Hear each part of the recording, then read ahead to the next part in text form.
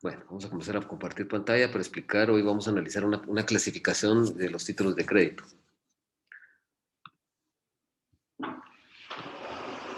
Bueno, si nosotros hablamos fundamentalmente de la clasificación legal de el programa nos habla de una clasificación legal de los títulos de crédito.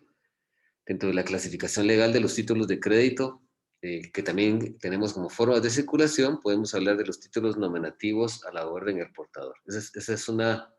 Son tres formas de circulación de los títulos de crédito, pero también es una clasificación legal de los títulos de crédito. O sea que la ley de los únicos títulos que nos habla son de los títulos nominativos a la orden y al portador. Y también la ley se refiere a veces de títulos representativos de mercaderías. En ese orden de idea, nosotros vamos a iniciar dando una clasificación de carácter doctrinaria de los títulos de crédito. Bueno, cuando les decía sobre la clasificación legal, ¿escuchan bien? Sí, Sí, se escucha bien. ¿Pueden ver la diapositiva que está en pantalla? Sí. Muy bien. Bueno, entonces platiquemos un poquito de esta clasificación. La clasificación legal, pues básicamente son los títulos nominativos a la orden del portador, y esto lo explicamos al analizar las formas de circulación de los títulos de crédito, que básicamente es la misma clasificación, ¿verdad? La misma clasificación. La ley solo nos habla de títulos nominativos a la orden y al portador. Otra punto de vista podría ser títulos representativos de mercaderías, títulos que no tienen obligación de pagar una suma de dinero.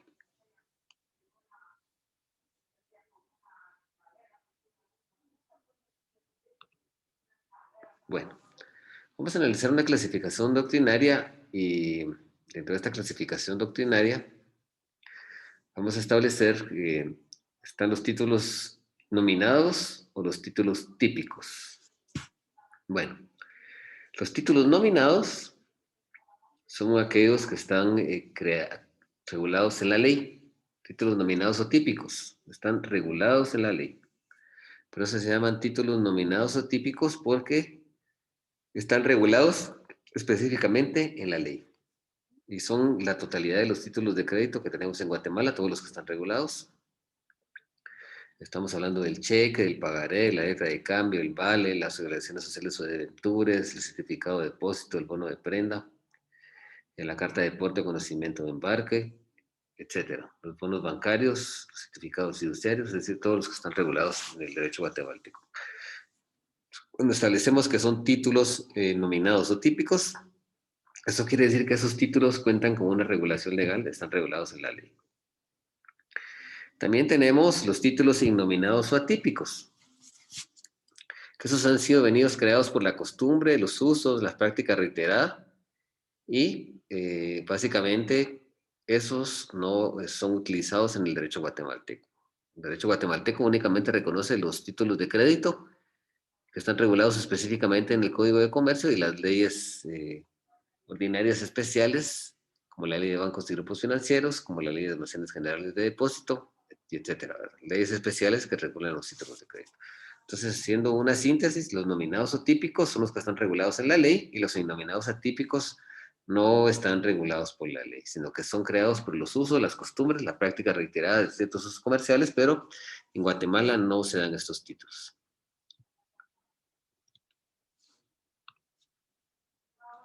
Bueno, vamos a analizar también otra clasificación, teniendo en cuenta ahora los títulos singulares.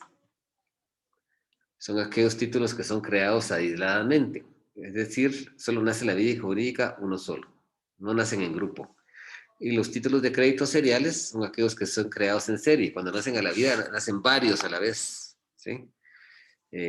Lo hacen varios al mismo tiempo, ¿verdad? Entonces, la diferencia básica o esencial es que los títulos de crédito singulares, estos nacen a la vida jurídica fundamentalmente uno solo de ellos. Los seriales nacen varios. En el momento de que el título nace, la vida jurídica y que se crea, cuando estamos hablando de los títulos singulares, solo se crea uno. O sea, nacen de esta forma aislada, esporádica. Y los títulos de crédito seriales son aquellos que son creados en...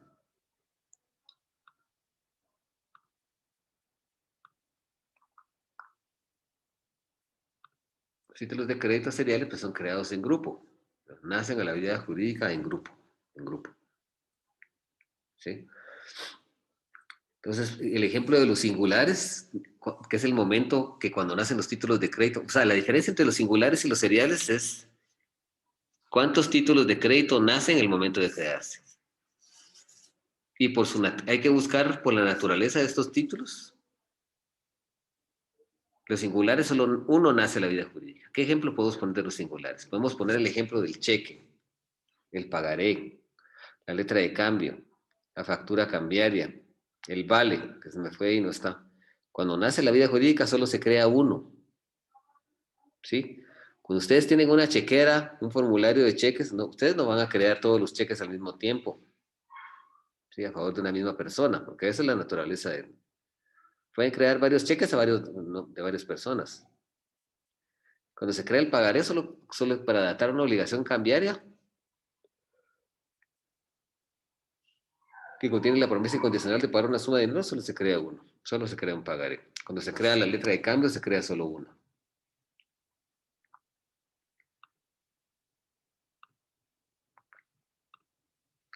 En cambio, los títulos de crédito seriales, cuando nacen a la vida jurídica, nacen en grupo, nacen varios al mismo tiempo. Y este es el caso, por ejemplo, de las obligaciones sociales o debentures y los bonos bancarios. Estas obligaciones sociales o debentures, pues básicamente son títulos que son creados en serie, se crean en grupo. ¿Sí? Estos títulos de crédito lo que hacen es, eh, se crean en serie porque una sociedad anónima necesita un capital de trabajo para poder seguir subsistiendo.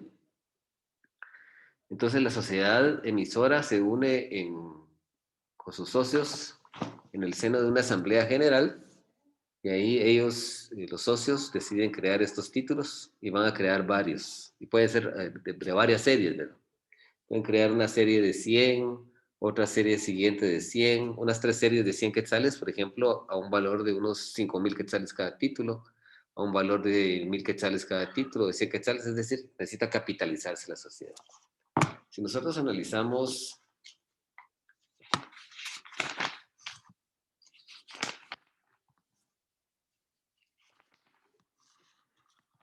el artículo 544, dice, las obligaciones son títulos de crédito que incorporan una parte alícuota de un crédito colectivo constituido a cargo de una sociedad anónima. ¿Por qué es un crédito colectivo? Porque todos los títulos en sí forman un crédito. Por eso el crédito le dimos, yo necesito, la sociedad necesita 100,000 quetzales.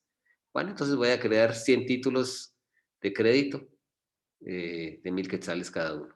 Obligaciones sociales. Para que la persona que los adquiera en el mercado, ¿sí? Él va a ser acreedor de la sociedad y la sociedad va a ser su deudora. ¿Sí?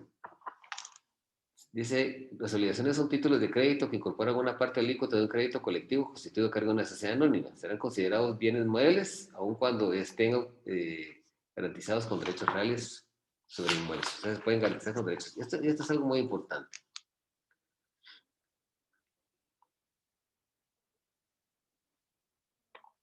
El artículo 546 dice series.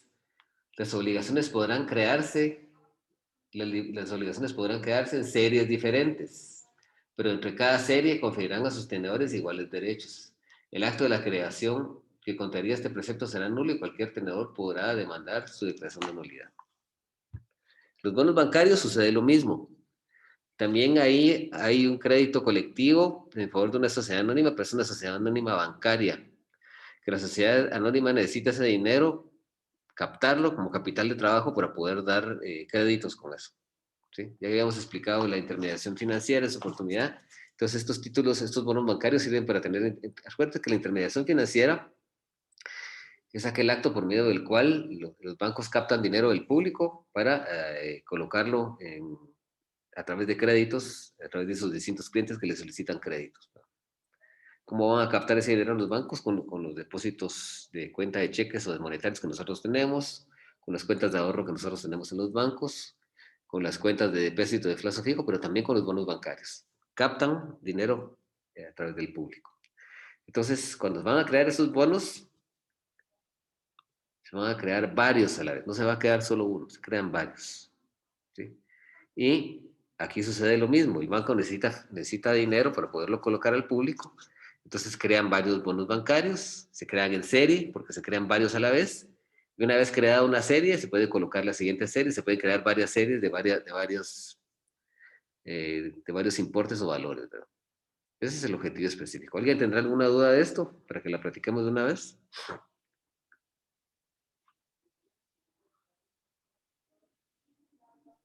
Licenciado, buenas noches. Buenas Buenas noches. tardes. Buenas tardes. Que yo tengo duda que son de Ventures. Sí, lo vamos a ver en su momento. Ahorita lo estamos viendo por ejemplo de clase, pero una obligación social o de ventura es un título de crédito con una forma de circulación nominativa a la orden o al portador, por medio del cual una sociedad anónima crea una obligación cambiaria que consiste en un crédito donde la sociedad anónima es deudora y las personas que quieren esos títulos se llaman obligacionistas y son acreedores de la sociedad. ¿Sí? Es como cuando uno va a sacar un préstamo al banco, ¿sí? Y se va a endeudar, pero aquí la sociedad se va a endeudar con varios acreedores, que son las personas que van a tener los títulos. Ok, gracias, Lee. Muy bien. ¿Alguien más?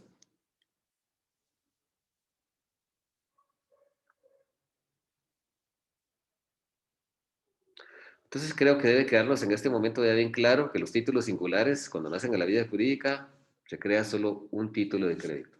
Es una sola la obligación cambiaria que corresponde a un título. Cuando son seriales, es una sola la obligación cambiaria, pero se divide en varios títulos que nacen a la vida jurídica en el mismo momento, ¿sí? Que son los casos que acabamos de mencionar. En este caso que acabo de mencionar, para que quede claro, una sociedad necesita dinero. Entonces va a crear estos títulos y lo va a hacer a través de una asamblea general extraordinaria. Entonces crea los títulos para que personas que están en el exterior de la sociedad, que no son socios de la sociedad, sino que adquieren estos títulos, ellos van a ser los que le van a prestar dinero a la sociedad. Yo necesito 100,000 quetzales, creo 100 títulos de 1,000, los saco al mercado y el que lo adquiere me da 1,000 quetzales a mí y él se convierte en mi acreedor y la sociedad es la deudora de esa persona. Y esos acreedores se llaman obligacionistas. Este título de crédito lo vamos a ver en su oportunidad. Solo es para ejemplificación, para poder entender bien esta figura, para que podamos compenernos de ella, podamos entenderla bien. ¿Sí? Entonces, para eso es. No sé si se queda claro o hay alguna duda, alguien tiene alguna incertidumbre. Vamos a platicar.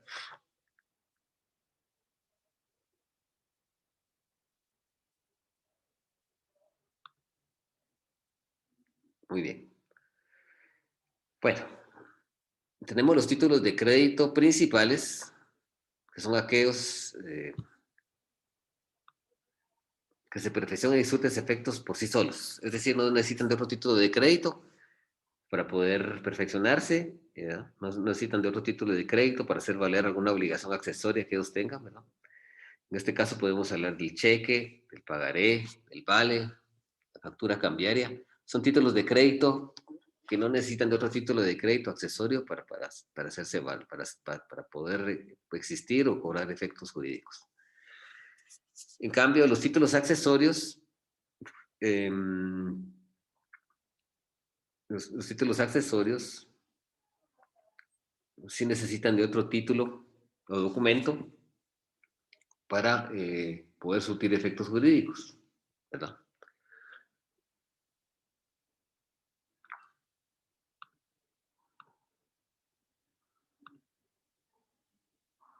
Entonces necesitan de otro título o documento para poder nacer a la vida jurídica. En este caso, estamos hablando de las obligaciones sociales, de las que ya hablamos, porque llevan un cupón separable, llevan cupones separables contra el pago de intereses. Para que puedan existir esos cupones contra el pago de intereses, tienen que existir la obligación social. Si no existe, entonces no podrán existir esos cupones.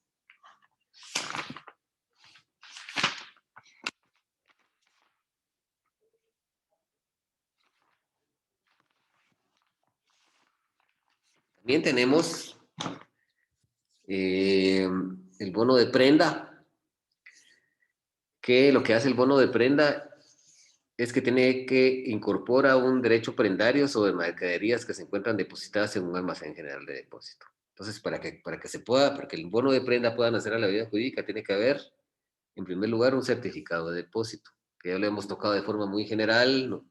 Como mero de ejemplificación de títulos representativos de mercaderías, y cuando analicemos esta figura, en su momento la vamos a explicar. Pero el bono de prenda, primero tiene que haber un certificado de depósito.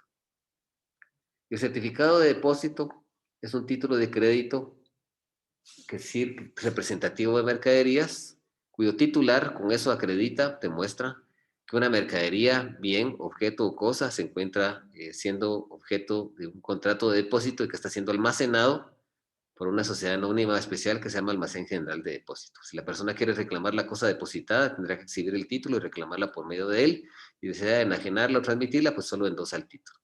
Pues el bono de prenda lo que hace es que lo que va a crear es un crédito prendario, con la garantía prendaria de los bienes muebles que se hayan depositados en el almacén general de depósito y que se hayan amparados con un certificado de depósito. Entonces, para que exista el bono de prenda, antes tiene que haber existido un certificado de depósito. Y también las cédulas hipotecarias, que son títulos de crédito que incorporan un crédito garantizado con hipoteca, ¿sí? Estas cédulas hipotecarias también pueden llevar cupones que son separables y que se canjean para el pago de intereses, ¿sí? Eso es lo que va a permitir, básicamente, al acreedor. El acreedor es el legitimado para esto. Entonces, básicamente, los títulos principales son aquellos que se perfeccionan por sí solos, nacen a la vida jurídica por sí solos y no necesitan de ningún otro título de documento para poder surtir efectos jurídicos. Y los títulos de crédito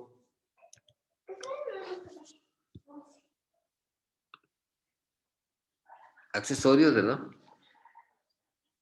Por el contrario, pues necesitan la existencia de un título de crédito principal y la existencia de otro título o documento, que ese título o documento es necesario que se haya creado un título de crédito anterior para que pueda surtir efectos jurídicos.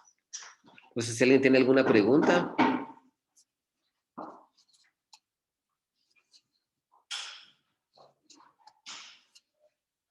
Ángela, ¿está claro? Sí, licenciado. Muy bien. Gracias. Perfecto. Entonces vamos a seguir.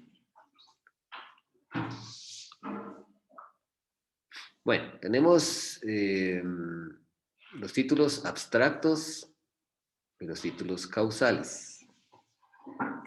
Bueno, los títulos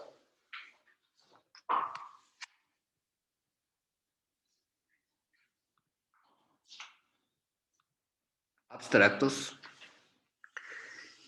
son aquellos que dan origen a un título de crédito, a la expedición de un título de crédito, al libramiento o al giramiento de un título de crédito, pero en el transcurso de la relación cambiaria se alejan de la relación causal de negocio que le da origen. Más adelante vamos a hablar de la relación causal en estas mismas diapositivas. Y la relación causal es aquella relación de tipo jurídico, mercantil, que hace que un título de crédito nazca a la vida jurídica. Ese es su objetivo. Un título de crédito va a nacer a la vida jurídica a través de un negocio que se llama negocio causal. Y la relación causal, que va íntimamente ligada a ese negocio causal, permite que el título de crédito pues, se cree. Si nosotros analizamos un poquito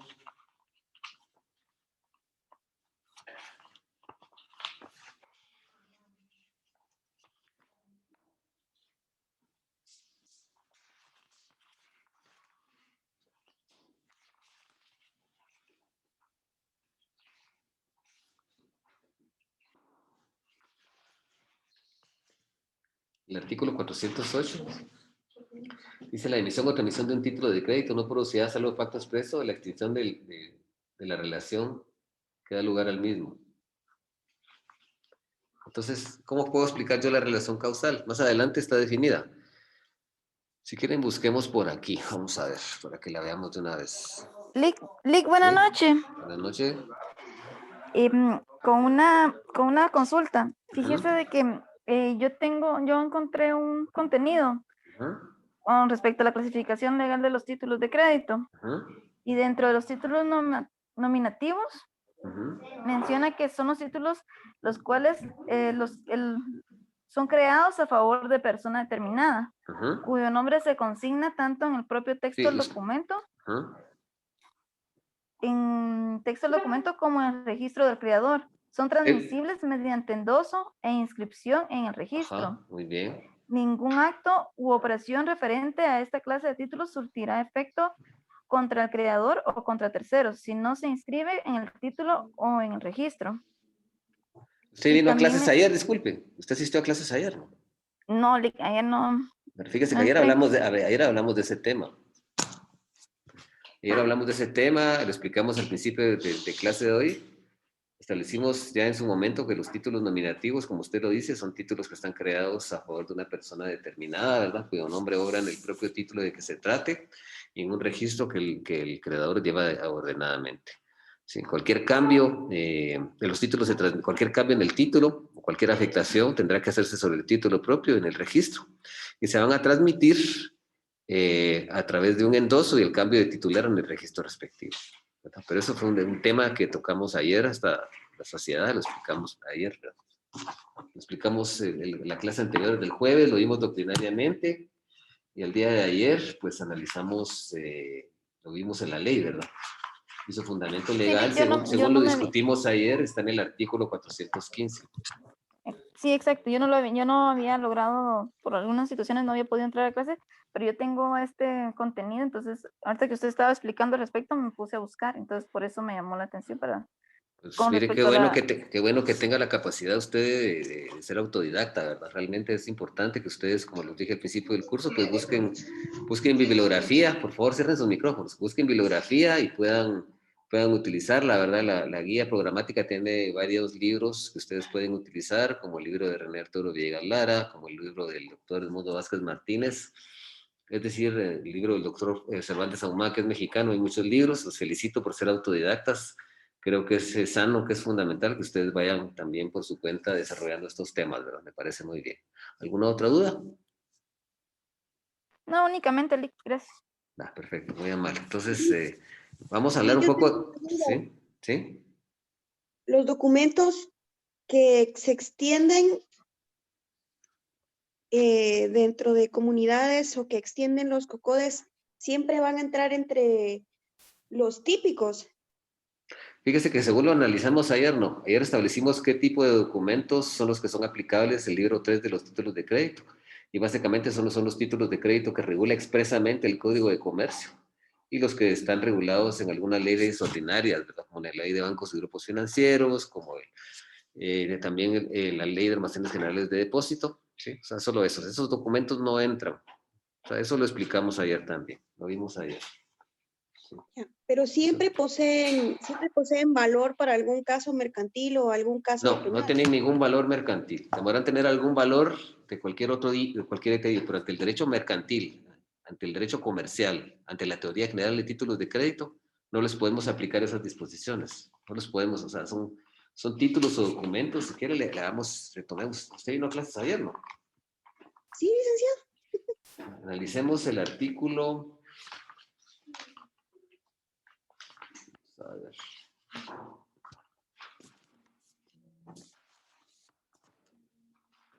Dice, el artículo 412 dice, las disposiciones de este código del libro tercero no se aplicarán a los boletos, fichas, contraseñas, billetes de lotería y otros documentos que no estén destinados a circular y que sirven exclusivamente para identificar a quienes tienen derecho para exigir la prestación correspondiente. El artículo 413, billetes de banco y otros títulos. Los títulos de la deuda pública y los billetes de banco y otros títulos equivalentes no se rigen por este código, sino por sus leyes especiales. O sea, eso no es parte del curso, ¿verdad? esos títulos o documentos, si tienen alguna obligación cambiaria, pero alguna obligación inmersa de pagar una suma de dinero, pues tendrán que ventilarse de conformidad con las normas del derecho civil, de la jurisdicción ordinaria civil. Ahí es donde podrían hacerse valer, ¿verdad? Pero aquí, o sea, no son títulos de crédito, ¿verdad? Los únicos títulos de crédito son los que regula la ley, los que regula el libro tercero del Código de Comercio, y los que están en leyes ordinarias especiales, ¿verdad? De ahí no se podrían, o sea, es una pregunta que se hace frecuentemente, me la han hecho frecuentemente en esta parte del curso, a veces mencionan algunos otros documentos, ¿verdad? Pero realmente tendrán alguna fuerza ejecutiva y podrán cobrarse y hacerse valer, pero pues a la luz del derecho civil. Recuérdense que una de las, dentro de las obligaciones en el derecho civil, hay obligaciones provenientes de actos, de contratos, de pactos, también tenemos obligaciones provenientes de actos lícitos sin conversión, sin convenio, por ejemplo, como la gestión de negocios, y también ahí pueden entrar algunos títulos, como los títulos al portador, ¿verdad? Pero los títulos de crédito son eminentemente regulados por el Código de Comercio a través de la teoría general de los títulos de crédito que venimos desarrollando y está en el libro 3 del Código de Comercio.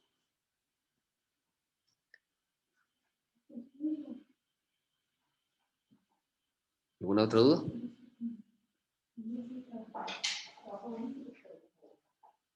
Bueno, vamos a seguir. ¿Quedó aclarada su duda? Disculpe, ¿quién fue la que preguntó? ¿Quién preguntó eso?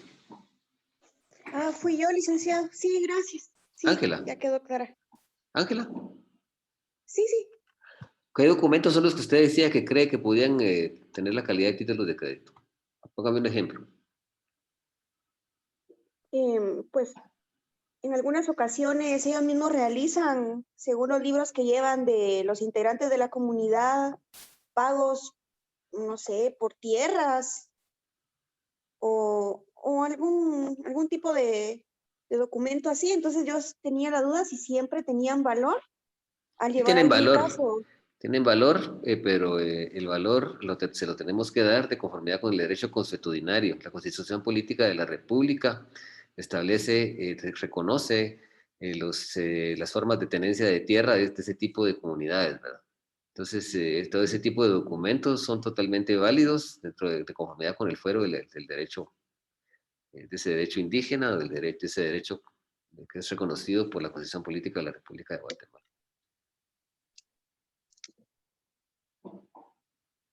Gracias, licenciado. Ok, cualquier otra duda, estamos a la hora. No se queden con las dudas, es importante preguntarlas. He visto que son cosas que realmente es importante que toquemos, ¿no? Bueno, voy a hablar de la relación de causalidad. ¿Por qué quiero hablar de esto? Porque es una relación que emana de un negocio jurídico y que da lugar a que se cree un título de crédito, a que se expida, así como lo habíamos dicho. Entonces, el negocio que hace nacer a la vida jurídica un título de crédito se llama negocio subyacente, ¿verdad?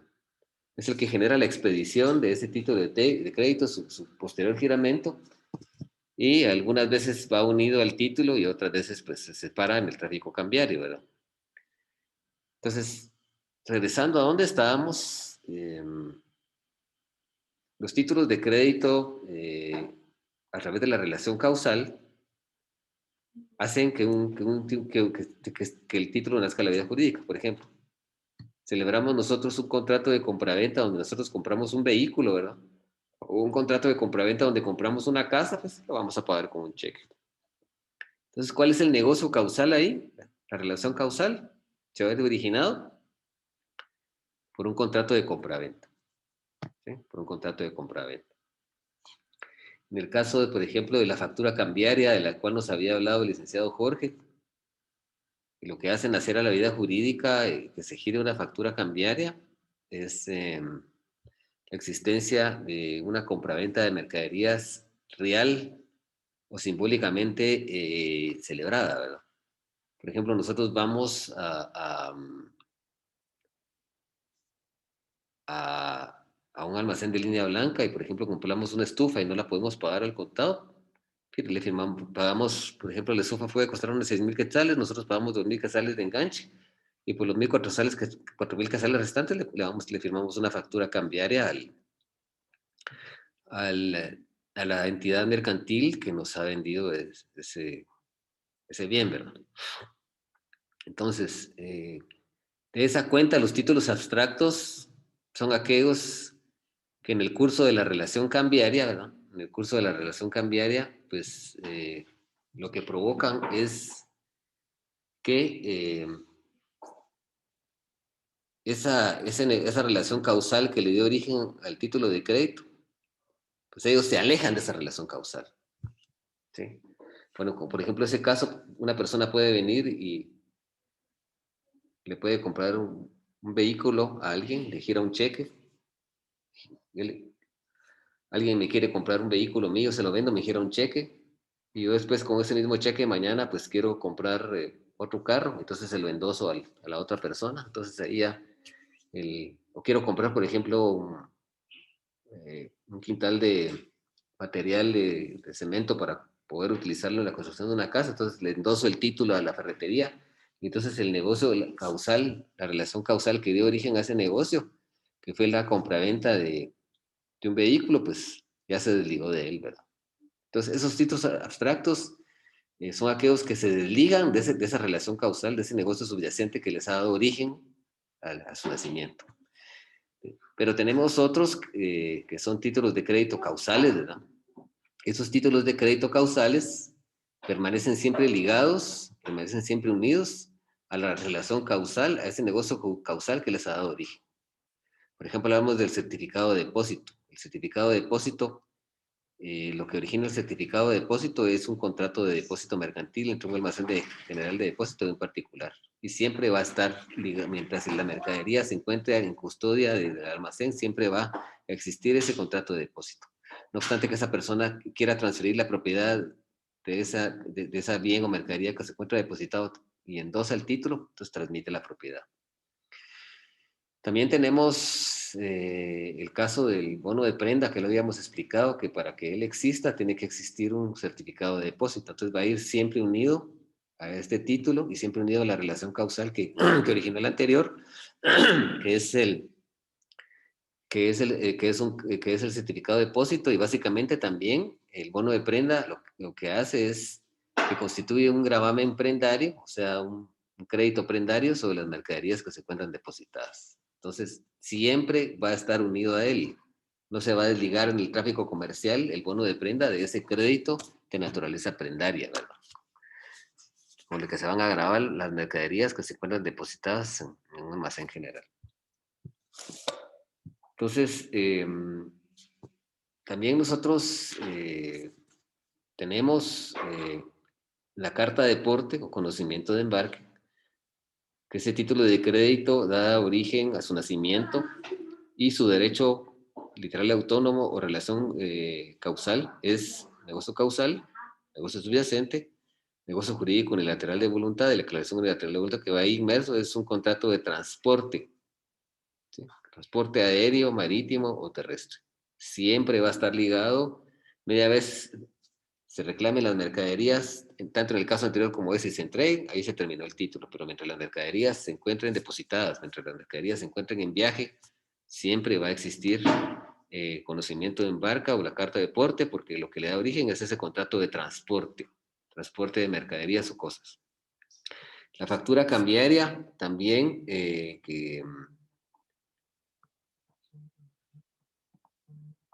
la factura cambiaria también, que es un título de crédito que para que exista su negocio causal es una compraventa al crédito de mercaderías, ¿verdad?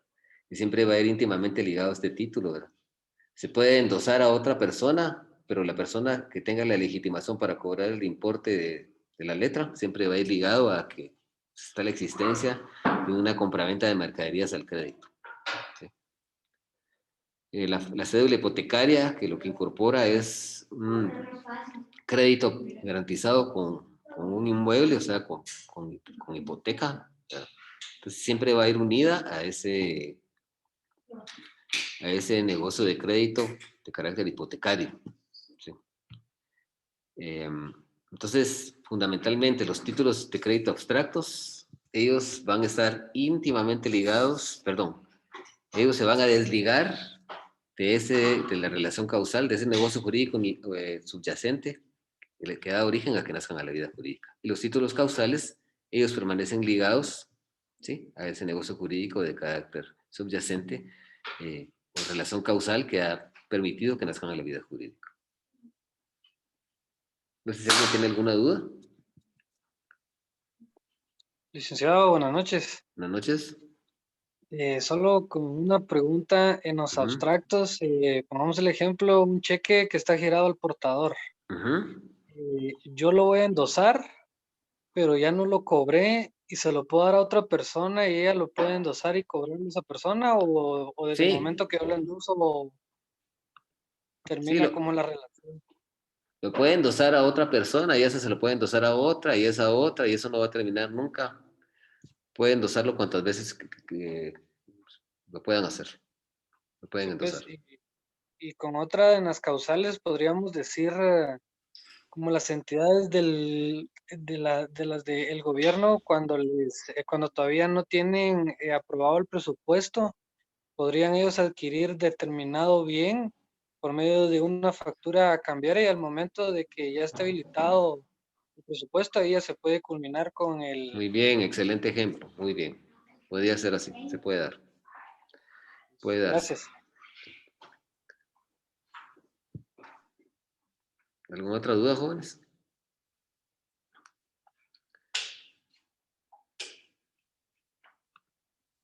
Bueno, vamos a seguir. Licenciado. ¿Sí? ¿Qué manda? Una duda.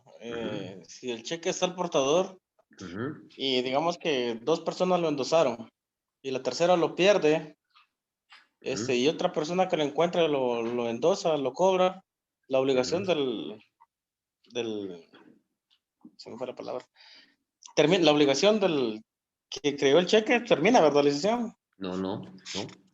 No, Eso lo analizamos ayer y vimos que si un cheque, si un título de crédito entra en circulación sin la voluntad de una persona, siempre se tiene que cobrar. Y si, por ejemplo, siempre. esa persona que le giraron un cheque al portador lo pierde, la otra persona que lo encontró lo puede ir a cobrar. A menos de que se lo comunique al librador, que es el cuentaviente, que es el titular de la cuenta, para que él informe al banco que este cheque ha sido sustraído, que ha sido extraviado, que ha sido adquirido por un tercero, por un extravío, ¿sí?, por un descuido. Entonces, en ese caso, pues ya revocan la orden de pago, pero mientras no se revoque esa orden de pago, el cheque se tiene que pagar. Gracias, Lic. Sí, eso lo vimos ayer. Eso está en el artículo...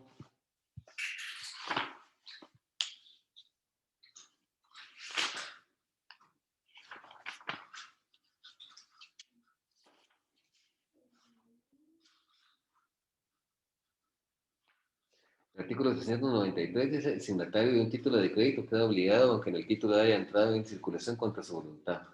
Si sobreviene la muerte o incapacidad del signatario de un título, la obligación subsiste. Entonces sí tiene que pagarlo.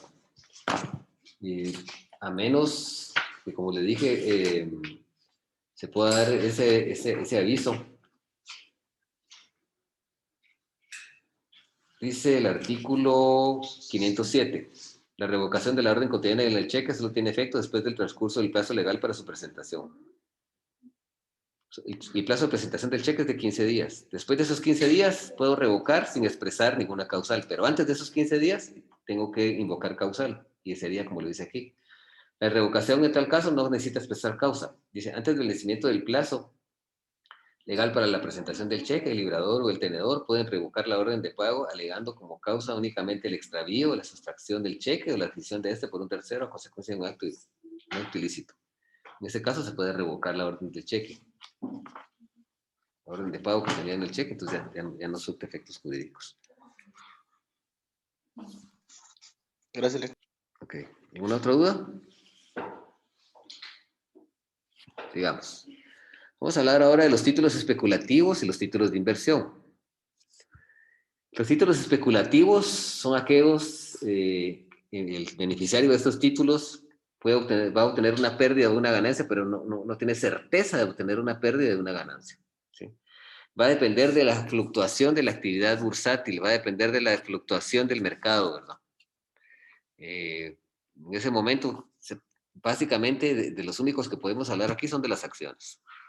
Pero desafortunadamente no tenemos catalogadas a las acciones como títulos de crédito, pero sí, cuando analizamos, los vimos en el curso anterior, vimos que se rigen supletoriamente por las normas de los títulos de crédito, pero en sí no están definidas como títulos de crédito.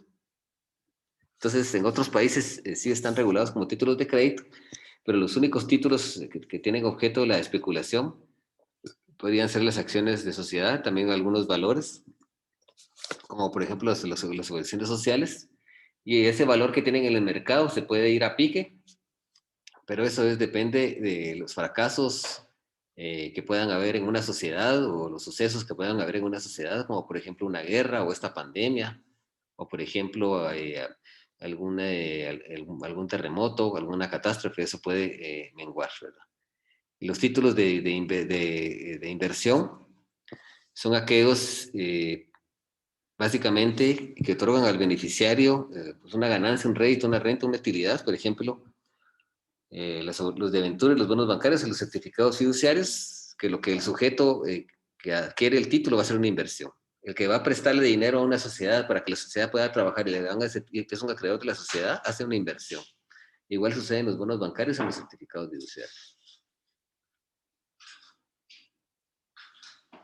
Licenciado Jorge, ¿nos podría ampliar un poquito acerca de un poquito de la especulación y lo que puede suceder en el mercado bursátil?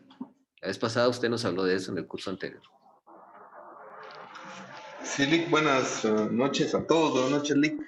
Sí, realmente lo que sucede con los títulos valores, ¿verdad? En los mercados de valores, en la bolsa de valores, para ser específicos, es de que estos, pues dependiendo del éxito de las compañías, pueden subir su valor nominal, ¿verdad? El precio, por decirlo en palabras coloquiales. Y de igual manera, si fracasan las compañías o las empresas, las acciones de esas empresas se vienen abajo en la bolsa de valores. Esto sucede, digamos, en mercados internacionales. Realmente en Guatemala, una bolsa de valores como tal no funciona, ¿verdad? Aquí más que todo lo que funciona es que la gente o los inversionistas ponen plata a trabajar con las compañías como una inversión, pero básicamente es dinero. Las acciones, como si no hay un mercado de valores que las regule y que realmente exista como mercado, por decirlo de esta manera, ¿verdad? Donde todo el mundo ponga sus acciones a la venta y cualquiera las pueda adquirir. Eso en Guatemala todavía no funciona de esta manera. Muchas gracias. Entonces, esos títulos que son especulativos, la ganancia o pérdida, o sea, los intereses que va a producir, van a depender de la fluctuación del mercado y que esa empresa, si la empresa se viene a pique, los títulos se vienen a pique. La sociedad no va a poder pagar eso. El comerciante que los tiene no los va a poder pagar. ¿Verdad? Entonces, así como, ¿sí? Buenas noches. Buenas noches. Yo no tengo muy claro en sí qué es debentures. Sí, como lo explicamos, o sea, usted me ha hecho esta pregunta por segunda vez, ¿no? No, Lick, es primera vez que le pregunto. Sí, fíjese que explicábamos que los debentures son títulos el fundamento legal está en el artículo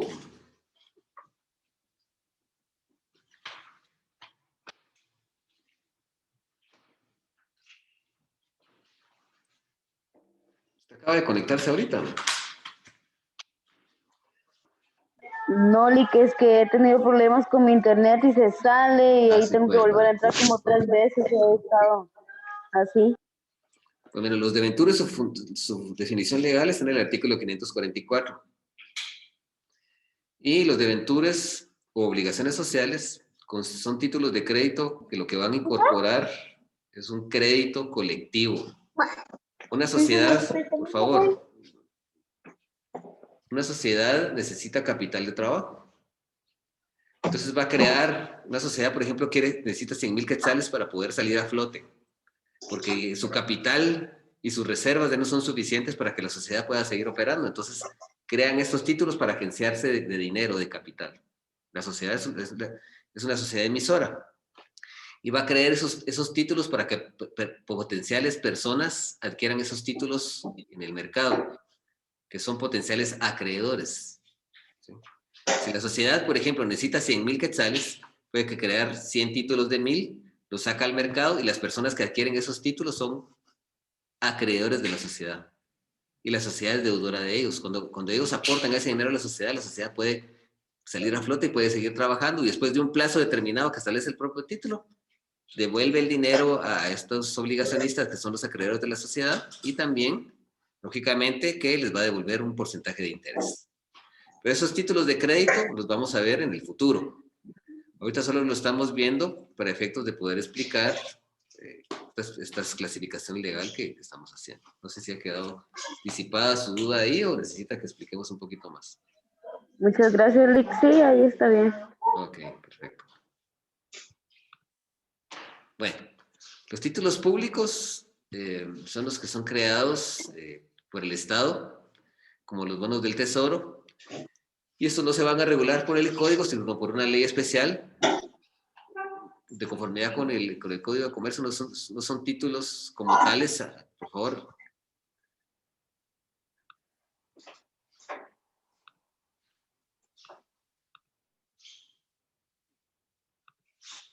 No son títulos como tales ante la legislación guatemalteca, pero ante la doctrina sí. Ante la doctrina sí son títulos. Entonces, ¿qué sucede aquí? Estos títulos públicos son creados por el Estado. Y es dinero que necesita el Estado. Por ejemplo, cuando ha creado bonos para poder agenciarse en estas situaciones de emergencia donde el Estado ha creado bonos y lo hace para agenciarse de fondos para tratar de paliar el presupuesto, para tratar de paliar esa emergencia sanitaria que hay ahorita, para poder tener insumos, para poder pagar a los proveedores, para poder pagar a los médicos, ¿verdad? Entonces, no funcionan como tal en nuestro país a través del Código de Comercio, pero sí funcionan, tienen una ley específica y doctrinariamente sí tienen un reconocimiento, pues. Ahora, los títulos de crédito privados son creados por personas particulares y ahí no interviene el Estado para nada. Son todos los títulos que nosotros hemos venido analizando, ¿verdad? El cheque, el pagaré, el certificado de depósito, la letra de cambio, los bonos bancarios, los certificados fiduciarios, las obligaciones sociales, todos ellos, ¿verdad? Bueno, también tenemos títulos de crédito de pago, ¿verdad? Cuyo objetivo principal es beneficiar al tenedor o beneficiario del título con un pago de un valor dinerario. ¿Sí? En este caso, pues tenemos el caso del cheque, del pagaré, de la letra de cambio, que son títulos de crédito de pago, ¿verdad? También como la factura cambiaria, ¿verdad?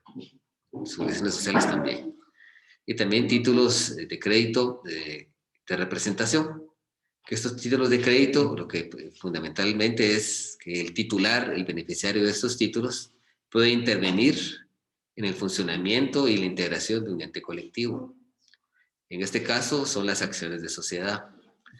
Ya lo veníamos diciendo que las acciones son títulos que se regulan supletoriamente por las disposiciones de los títulos de crédito, pero la ley no los considera como títulos de crédito. Una futura revisión tendrá que marcarnos, establecer que son títulos de crédito, pero se rigen supletoriamente por las disposiciones de los títulos de crédito. Los títulos de representación lo que hacen es que el sujeto que es titular tiene una participación accionaria en una sociedad mercantil, por ejemplo. Y los títulos de representación lo que hacen es que acreditan que una persona es socio o accionista de una sociedad mercantil o de un ente colectivo, que viene siendo lo mismo.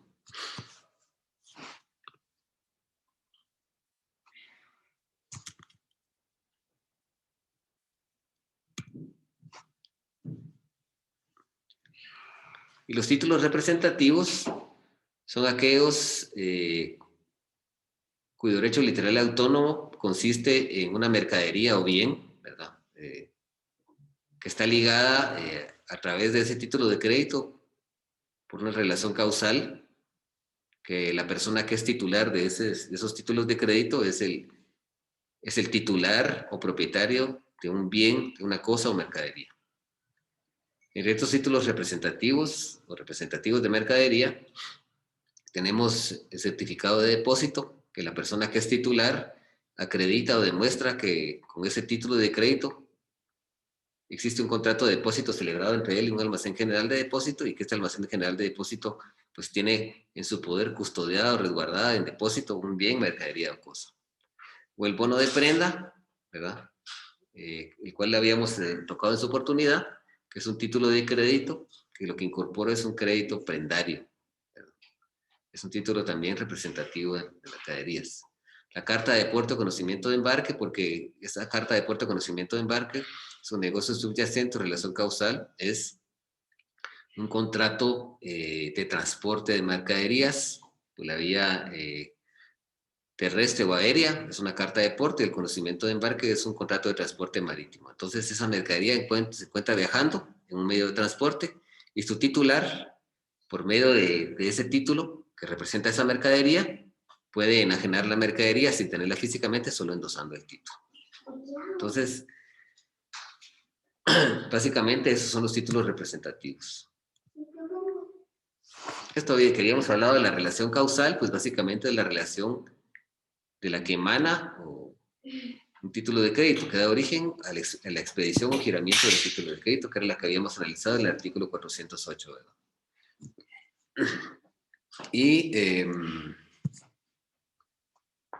por favor, leámoslo. Diana, por favor.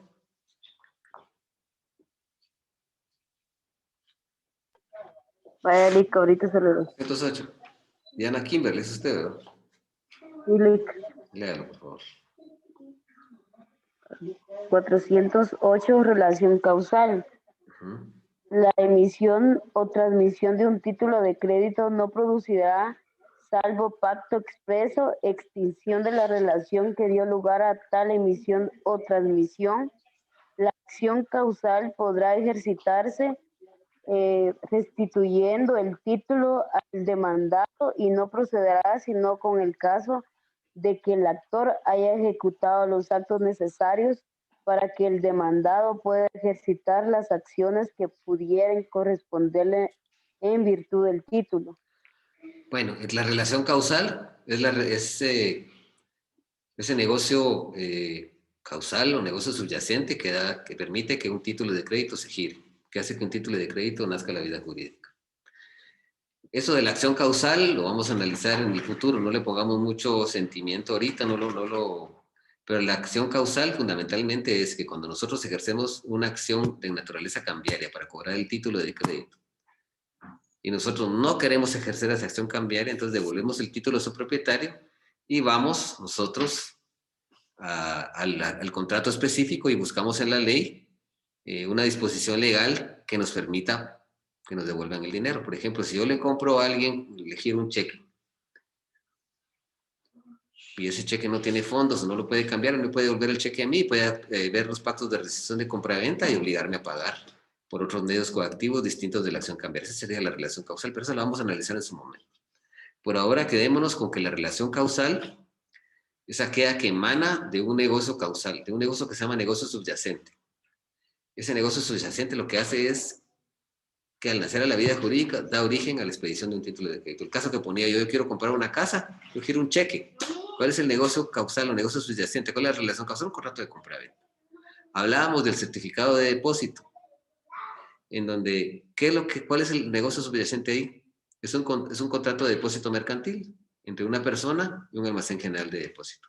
Si yo tengo ahí un vehículo guardado y lo quiero vender, pues tal vez no un vehículo, si yo tengo ahí guardado un reloj, un Rolex, que es muy caro, que no me lo puedo poner porque me lo pueden robar. Yo le quiero vender el Rolex a alguien, solo le endoso el título ya.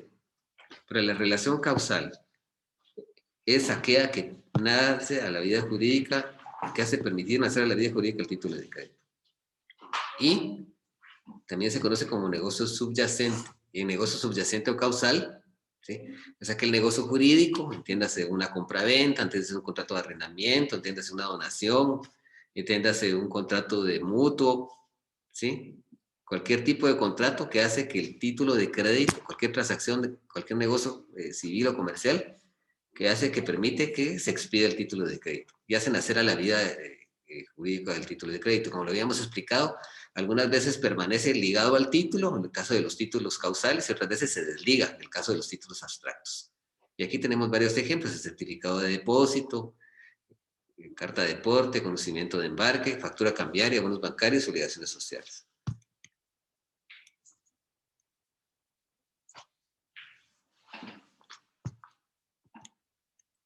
No sé si tienen alguna duda de este tema, el último. Pregunte, porque ahorita hay bastante tiempo todavía para preguntar. Por favor, los que tengan preguntas, pregunten cualquier cosa que quieran preguntar. Que ya la hayamos visto. Si alguien tiene alguna duda, explica. Por favor, dudas. Licenciado, con los debentures, quienes compran los títulos, los potenciales acreedores, ¿se convierten en socios o no participan activamente en el negocio? Muy buena pregunta. Ellos no son socios en el momento que adquieren los títulos, pero si los títulos contienen una cláusula de conversión, entonces esos títulos se pueden convertir en acciones de sociedad y ellos podrían ser socios. Pero antes, los accionistas de la sociedad tienen un derecho de tanteo para ellos adquirir esas acciones nuevas que se están formando. Si ningún accionista quiere adquirir esas acciones, entonces esas personas que compraron los títulos o la adquirieron pueden convertirse potencialmente en socios.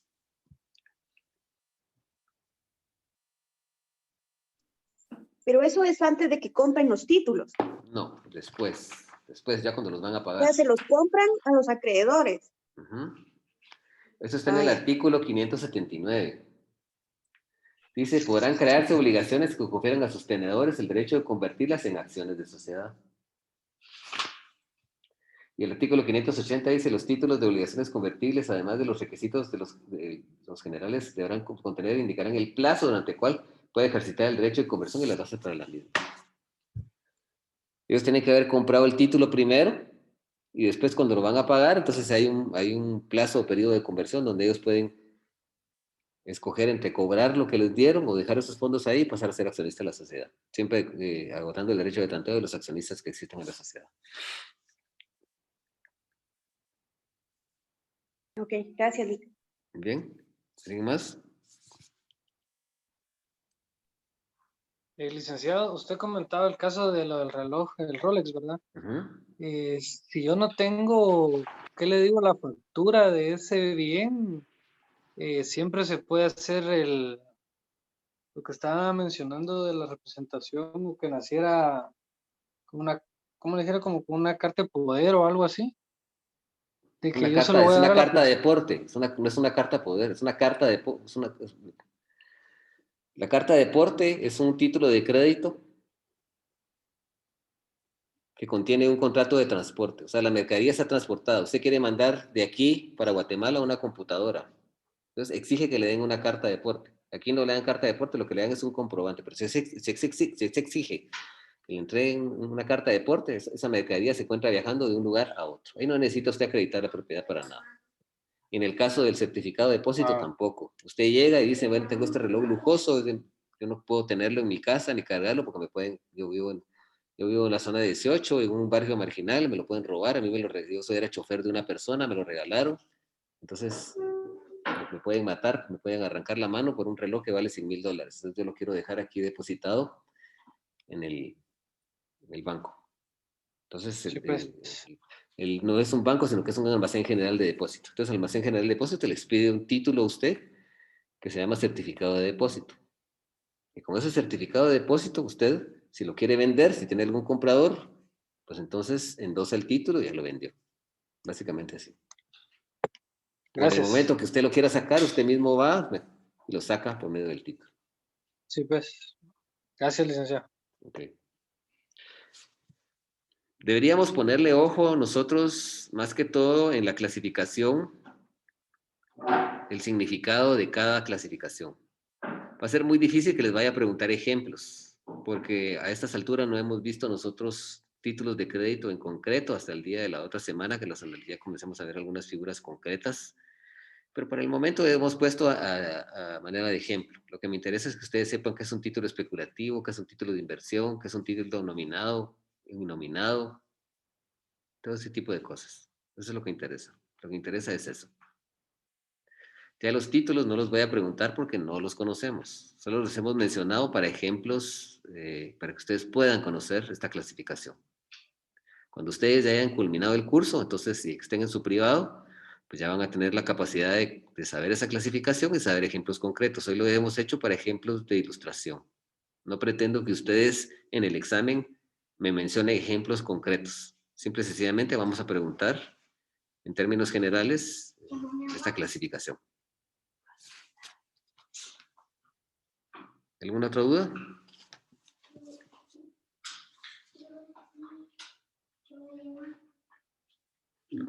¿Alguna otra duda, mis amigos?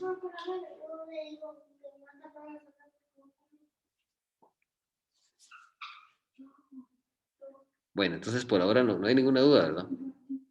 Yulisa, ¿no hay ninguna duda?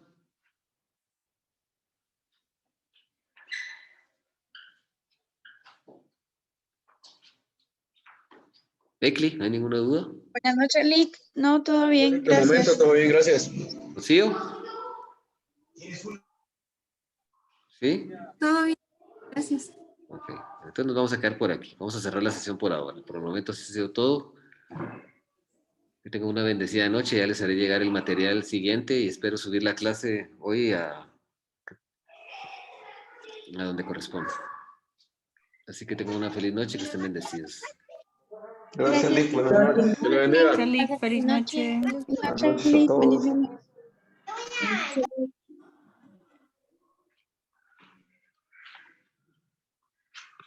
Buenas noches. Buenas noches.